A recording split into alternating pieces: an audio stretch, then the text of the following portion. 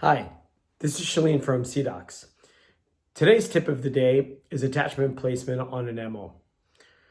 When etching the surface of enamel, what you want to do is you want to make sure that you're not only covering the area in the etchant gel that you're looking to get the attachment, but also a little bit outside of that area. The key is here.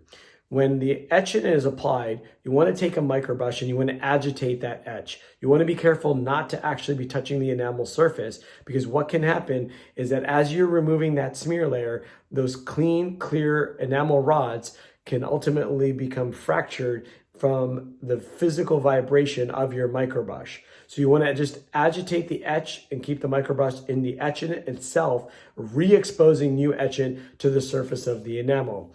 As that smear layer now binds to the etchant, what you will then want to do after 30 seconds is thoroughly rinse, and then you want to air dry. And it's not just using your triplex syringe and blowing air. You want to use a high vac suction right in front of the facial surface of the tooth while you're using the air, forcibly driving down the enamel rods, pushing up any water droplets that will then get suctioned up into that high-speed evacuation system.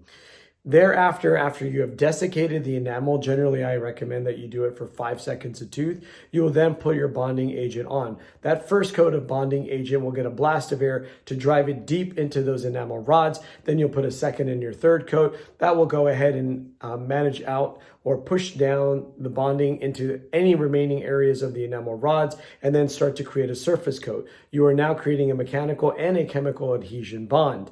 Thereafter, you can then go ahead and sit your tray on, unless you have a bond that's light cure. You then sit the attachment template on, make sure you push on all edges, and then go ahead and light cure, and then remove the attachment template off. And you now have primed yourself for the best amount of success for making sure that those attachments adhere to your teeth on the first try. Thank you so much. I hope this is of help. And don't forget to always enhance your orthodontic and restorative relationship, and to make sure that you refer your patients by the age of 7 to your local orthodontic team.